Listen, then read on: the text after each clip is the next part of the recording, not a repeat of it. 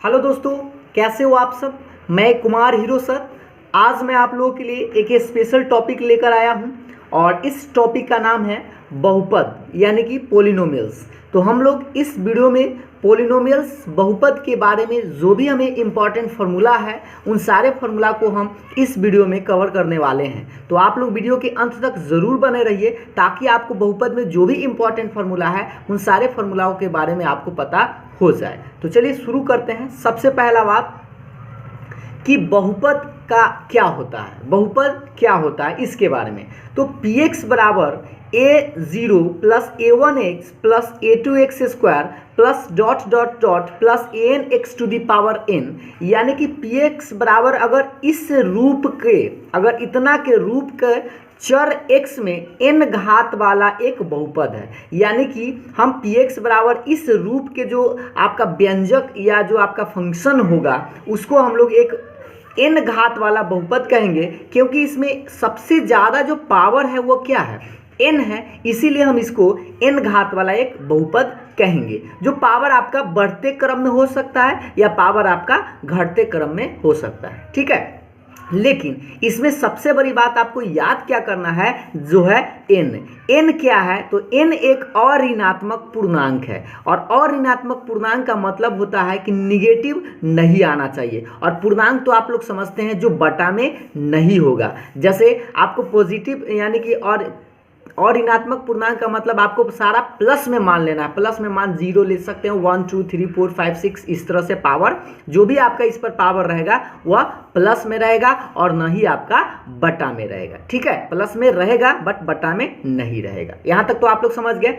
एवं a0 plus a0 a1 a2 dot dot an क्या है, तो वास्तविक संख्या है, यानी कि a0 a1 a2 ये सब जो an लिखा हुआ है ये सब कुछ भी हो सकता है, कोई भी नंबर्स हो सकता है, इसीलिए हम इसको क्या बोले, वास्तविक संख्या। दुनिया की सारा संख्या ये हो सकता है, लेकिन यहाँ पर आपको n जो है वह n हमेशा क्या होना चाहिए, अऋणात्मक पूर्णांक होने चाहिए, मतलब निगेटिव नहीं होना चाहिए और न ही कोई बटा में होना चाहिए पावर में, ठीक है। अब उदाहरण के माध्यम से इस बात को और अच्छा से समझते हैं। जैसे 1 plus 2x plus 3x square plus 5x cube. अब इस व्यंजक को देखिए अच्छा से, पावर में इसका मैक्सिमम पावर 3 है, तो बढ़ते क्रम में ये पावर लिखा गया, चाहे तो आप इसको उलट के भी लिख सकते हैं, घटते क्रम में भी। तो बस याद रखिएगा पावर इसका निगेटिव नहीं होना चाहिए और न ही पावर इसका बटा में होना चाहिए। तो देखिए पावर अब इसका 3 है तो यह एक पूर्णांक है, तो यह एक बहुपद है, ठीक है, ये बहुपद है। दूसरा देखिएगा x square plus x minus 3 है, तो इसका पावर भी आपका 2 दिख रहा है, इसका पावर 1 है, तो घटते क्रम में इस बार पावर है, तो पावर निगेटिव नहीं है, मतलब माइनस में भी नहीं है और न ही बटा में है, तो ये बहुपद है। आगे देखिएगा √2 इंटू एक्स प्लस 3, और ये बहुपद है कि नहीं सोचिए। ये √2 क्या है, ये एक रियल नंबर्स है, यानी इसके साथ में जो गुणांक होगा वह रियल नंबर्स हो सकता है, वास्तविक संख्या। लेकिन यहाँ x पर पावर क्या है, 1 है, तो पूर्णांक है और वह भी धनात्मक पूर्णांक है ना, तो इस तरह से यह भी बहुपद है। अगला देखिएगा x प्लस √2, तो x का पावर क्या है, 1 है, तो यह भी धनात्मक पूर्णांक है, तो यह भी आपका बहुपद है। लेकिन कुछ ऐसे व्यंजक आपको दिए रहेंगे जो बहुपद नहीं होते हैं, जैसे x प्लस 1/x, तो x प्लस 1/x बहुपद नहीं है। क्यों नहीं है, क्योंकि आप देखिए इस पर पावर कितना है, 1 है और नीचा है, अगर हम ऊपर ले जाएंगे तो पावर क्या हो जाएगा, माइनस में आ जाएगा। तो आपको अभी बताया गया कि n जो पावर होगा वो क्या होगा, अऋणात्मक, मतलब ऋणात्मक नहीं होगा। तो इस तरह से हम कहेंगे कि ये जो है आपका बहुपद नहीं है। बात समझ में आ गया होगा। आगे देखिएगा यहाँ लिखल है 2√x प्लस 5, तो अब रूट में x का क्या मतलब होता है, रूट हटाते हैं तो पावर में 1/2 लिखते हैं। क्या लिखते हैं, रूट हटाते हैं तो पावर में 1/2 लिखते हैं। तो इस तरह से इसका पावर 1/2 आ गया, तो बटा में आ गया, तो पूर्णांक होना चाहिए। आपको बताया था कि बटा में पावर नहीं होना चाहिए, तो इस तरह से भी यह बहुपद नहीं है, ठीक है। अगला देखिएगा 2x के पावर 3/2 प्लस 5x प्लस 2। अब यहाँ पर आपको स्पष्ट दिख रहा है कि पावर 3/2 है, तो 3/2 अगर पावर है तो ये तो बटा में पावर आ गया। तो पावर जो है हमेशा क्या होना चाहिए, पूर्णांक होना चाहिए, जो काउंटिंग नंबर इस तरह से, और माइनस में भी नहीं होने चाहिए। तो इस तरह से यह भी आपका बहुपद नहीं है। तो परीक्षा में आपसे 1 नंबर का सवाल यहाँ से ज़रूर पूछता है, 4 गो ऑप्शन दिया हुआ रहेगा जिसमें कि आपको 1 नंबर का सिलेक्ट करना होता है कि कौन बहुपद है और कौन बहुपद नहीं है। ठीक है, तो अगर आप लोग ये समझ गए हैं तो इस तरह से आप 1 नंबर तो यहाँ से आप प्राप्त कर सकते हैं। आगे देखिएगा, अब हम लोग जब समझते हैं बहुपद के प्रकार के बारे में। देखिएगा ध्यान से, बहुपद के प्रकार में पहला चीज आता है आपका रैखिक बहुपद। पहला चीज क्या आता है? रैखिक बहुपद। रैखिक बहुपद क्या होता है, किसे कहते हैं, उसके बारे में समझते हैं। जिसका घात 1 हो, मतलब ऐसा बहुपद जिसका घात 1 हो उसे रैखिक बहुपद कहते हैं। ठीक है, जिसका घात कितना हो? 1 हो, उसे रैखिक बहुपद हम लोग कहेंगे। और इसका व्यापक रूप कैसा होता है, मतलब ये कैसा दिखेगा, तो आपको इस तरह से दिखेगा ax प्लस b, जहां पर आप याद रखेंगे कि a का मान जो है वह 0 के बराबर नहीं होगा।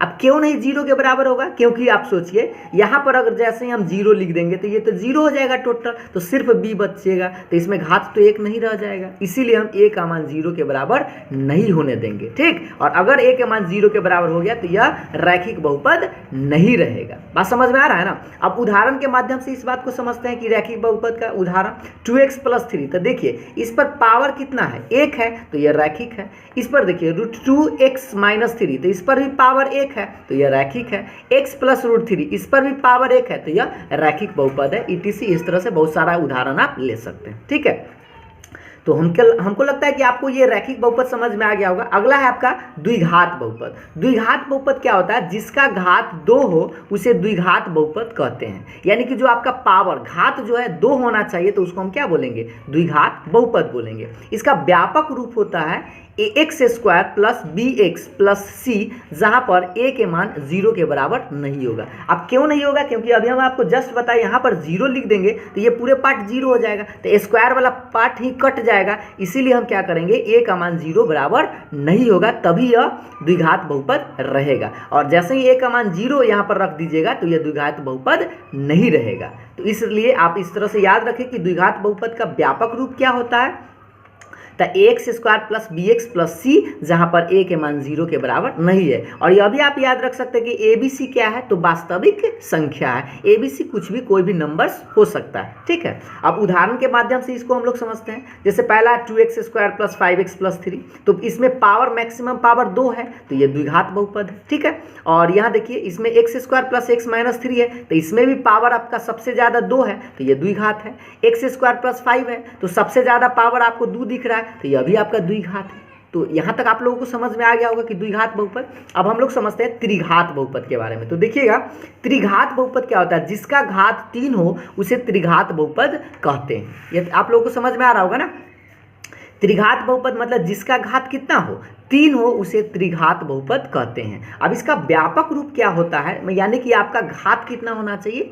3 होना चाहिए। तो इसका व्यापक रूप होता है ax³ plus bx² plus cx plus d, जहां पर a के मान 0 के बराबर नहीं होगा। जैसे ही 0 के बराबर हो जाएगा तो ये टर्म गायब हो जाएगा, क्योंकि ये पूरा 0 हो जाएगा। तो 0 हो जाएगा तो क्यू वाला टर्म हट जाएगा, तो इसका घात क्या बच जाएगा? 2 हो जाएगा, तो इसीलिए त्रिघाती नहीं रहेगा। तो इसीलिए हम कहेंगे कि त्रिघात का व्यापक रूप क्या होता है? ax³ plus bx² plus cx plus d, जहां a के मान 0 के बराबर नहीं होगा। अब इसको उदाहरण के माध्यम से देखते हैं। जैसे देखिए 2x³ plus 3x² plus 5x plus 9। अब इसमें देखिए मैक्सिमम पावर इसका कितना है? 3 है, मतलब सबसे ज़्यादा पावर कितना है? 3 है, तो यह त्रिघात है। अगला देखिएगा x³ plus 7x² plus 5x minus 3। अब इस पर भी अगर आप पावर सबसे ज़्यादा देखिएगा तो 3 दिखेगा, तो 3 है, इसका मतलब यह भी त्रिघात है। अगला देखिएगा x³ plus x plus 5 etc। इस तरह से आप एक एग्जाम्पल्स लिखा हुआ है x³ प्लस x प्लस 5। अब इसमें भी अगर आप सबसे ज़्यादा पावर देखिएगा तो आपका 3 आएगा। तो इस तरह से हम इसे कह सकते हैं कि ये जो एग्जाम्पल्स लिखे गए हैं वह कौन सा बहुपद का है? त्रिघात बहुपद का है। तो यहाँ तक आप लोगों को बहुत अच्छा से समझ में आ गया होगा। अब हम लोग समझते हैं बहुपद के शून्यकों की संख्या के बारे में। ठीक है, तो चलिए देखते हैं इसके बारे में। अब हम लोग देखते हैं कि बहुपद px के शून्यकों की संख्या हम लोग कैसे निकालते हैं और कितना कितना होता है। ठीक है, तो देखिएगा बहुपद px का ग्राफ एक तरह से आपका एक ग्राफ से आपको कोई ग्राफ दे दिया रहता है और उसमें पूछा जाता है कि बहुपद का शून्यकों की संख्या कितनी होगी। तो उसके लिए आप इस तरह से याद रखेंगे कि बहुपद px का ग्राफ x अक्ष को जितनी बिंदुओं पर, मतलब जितने बिंदुओं पर प्रतिच्छेद करती है उतनी ही शून्यकों की संख्या होती है। जैसे मान लीजिए कि ये आपका x एक्सिस है, ठीक है, और ये वाई एक्सिस है। अगर कोई ग्राफ अगर हम ड्रॉ करें, बात करते हैं ग्राफ की, तो जैसे मान लीजिए कि ये कोई ग्राफ गया, ये दिख रहा है ना आप लोगों को, अगर ग्राफ है तो आप गौर से देखिए कि यह एक्स एक्सिस, ये आपका एक्स एक्सिस होता है, ठीक है, ये कौन सा एक्सिस होता है, यह एक्स एक्सिस होता है। और एक्स अक्ष इस, ये जो आपका ग्राफ जो आपको ये दिख रहा है, ये ग्राफ एक्स अक्ष को कहाँ कहाँ काटता है, एक यहाँ काट रहा है और एक यहाँ काट रहा है और एक यहाँ काट रहा है। सिर्फ और सिर्फ हम एक्स अक्ष को काउंट करेंगे, ठीक है, किसको काउंट करते हैं, एक्स अक्ष को। तो एक्स अक्ष पर जितने बिंदु पर कट करता है यानी प्रतिच्छेद करता है, उतना ही उसका शून्यकों की संख्या होता है। अगर ग्राफ कुछ इस तरह से रहे तो इसमें हम शून्यकों की संख्या कितना लिखेंगे, 3 लिखेंगे, क्योंकि एक्स अक्ष को 3 जगह प्रतिच्छेद करता है, ठीक है। यह बात आप लोगों को समझ में आ गया होगा। तो अब हम लोग बात करेंगे द्विघात बहुपद के। तो द्विघात मतलब दो, जिसका घात कितना हो, 2 हो, तो आप याद रखें द्विघात बहुपद। तो आप लोग समझ चुके हैं कि द्विघात बहुपद क्या होता है। अब द्विघात बहुपद के 2 शून्यक होते हैं। जैसे देखिएगा, यदि द्विघात बहुपद ax² plus bx plus c के शून्यक अल्फा और बीटा हो, कै गो शून्यक होता है, 2 गो शून्यक होता है द्विघात के, एक अल्फा होता है और एक बीटा होता है, ठीक है। अगर आपसे पूछा जाए कि द्विघात बहुपद के कितने शून्यक होते हैं, तो 2 शून्यक होते हैं, एक अल्फा होते हैं और एक बीटा होते हैं। इसमें आपको और क्या याद रखना होता है, समझिएगा ध्यान से। 1 नंबर कि शून्यकों का योग क्या होता है। आपसे पूछता है कि शून्यकों का योग क्या होता है, जिसको हम अल्फा प्लस बीटा के नाम से जानते हैं। योग मतलब जोड़, है ना। शून्यकों का योग करने का क्या मतलब, अल्फा प्लस बीटा 2 गो शून्यक है और दोनों को हम क्या करेंगे, जोड़ेंगे। तो अल्फा प्लस बीटा बराबर फॉर्मूला होता है -b/a। b का मान आप यहाँ से ले आइएगा x के गुना वाला, और a का मान कहाँ से लाइएगा, तो x² के गुना वाला मान रखिएगा, आपका अल्फा प्लस बीटा का मान आसानी से निकल जाएगा, ठीक है। तो इस तरह से आप याद रखिएगा कि शून्यकों का योग या अल्फा प्लस बीटा बराबर क्या होता है, तो -b/a।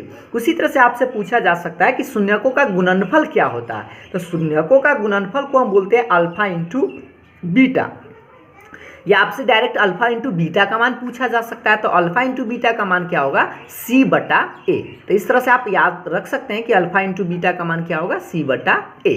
आगे देखिएगा, अगला जो आपका इंपॉर्टेंट नोट्स है, इस नोट्स को बहुत अच्छा से याद रखिएगा, क्योंकि आपसे 2 नंबर का सवाल यहाँ से पूछा जाता है कि यदि अल्फा बीटा द्विघात बहुपद के शून्यक है, यानी कि आपको दिए रहेंगे कोई द्विघात बहुपद का 2 गो शून्यक आपको पता रहेगा, दे दिया जाएगा। जैसे पहला दे दिया जाएगा अल्फा और दूसरा दे दिया जाएगा बीटा, और तब आपसे क्या पूछेगा कि द्विघात बहुपद ज्ञात करे। क्या ज्ञात करे, द्विघात बहुपद। तब उस टाइम आप लिखेगा द्विघात बहुपद का formula x² minus alpha plus beta into x plus alpha into beta. ये फॉर्मूला कब काम करेगा, जब अल्फा बीटा का मान दे देगा और पूछेगा कि द्विघात बहुपद ज्ञात करे, ठीक है। तो उम्मीद है आप लोग को ये बात समझ में आ गया होगा कि ये px बराबर कब यूज करेंगे, x² minus alpha plus beta into x plus alpha into beta, जब 2 गो शून्यक आपको दे दिया जाएगा और द्विघात बहुपद आपसे पूछा जाएगा। इसी तरह के त्रिघात बहुपद के बारे में हम लोग अब समझते हैं।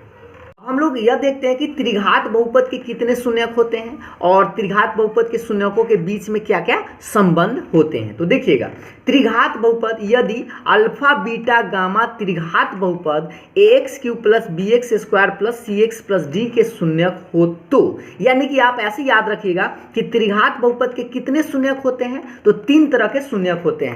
पहला जो आपका शून्यक होगा अल्फा होगा, दूसरा आपका बीटा होगा और तीसरा आपका गामा होगा। कितने तरह के शून्यक होते हैं, 3 तरह के शून्यक, अल्फा बीटा और गामा। अगर त्रिघात बहुपद के शून्यक है तो इन तीनों में कौन सा रिलेशन होता है, कौन सा संबंध होता है, उसको हम लोग समझते हैं। देखिएगा, पहला जो आपका होगा alpha plus beta plus gamma, तीनों का योग alpha plus beta plus gamma बराबर होगा -b/a, ठीक है। इस तरह से आप याद रखिएगा कि alpha plus beta plus gamma बराबर कितना होगा, -b/a। त्रिघात बहुपद दिया हो रहेगा तब। दूसरा फॉर्मूला होता है 2 शून्यकों को लेकर गुणनफल का योग है ये alpha beta plus beta gamma plus gamma alpha. फिर से देखिएगा, alpha beta plus beta gamma plus gamma alpha बराबर क्या होता है, तो c/a होता है। क्या होता है, c/a। और तीसरा जो आपका इसमें होता है तीनों का गुणनफल alpha into beta into gamma.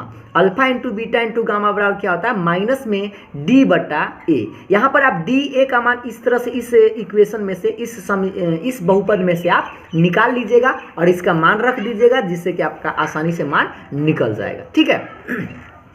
तो ये बात तो आप लोगों को बहुत अच्छा से समझ में आ गया होगा, लेकिन नोट में हमारा जो सबसे ज़्यादा इंपॉर्टेंट चीज़ है इसको हम लोग समझते हैं कि यदि अल्फा बीटा गामा त्रिघात बहुपद दिए गए हैं, मतलब त्रिघात बहुपद के शून्यक दिए गए हैं। त्रिघात बहुपद के क्या है, त्रिघात बहुपद के शून्यक, त्रिघात बहुपद के क्या है, शून्यक दिए गए हैं, तब त्रिघात बहुपद आपसे पूछेगा। फिर से समझिएगा कि अल्फा बीटा गामा 3 गो शून्यक जो है त्रिघात बहुपद के दे देगा, और तब आपसे क्या पूछेगा कि त्रिघात बहुपद का फॉर्मूला बताइए, या उसमें आप मान रखिए। तो आपका px बराबर फॉर्मूला होगा x³ minus alpha plus beta plus gamma into x square plus alpha beta plus beta gamma plus gamma alpha into x minus alpha beta into gamma. इस तरह से आप याद रख सकते हैं। एक बार फिर से देख लीजिए, x³ minus alpha plus beta plus gamma into x square plus alpha beta plus beta gamma plus gamma alpha into x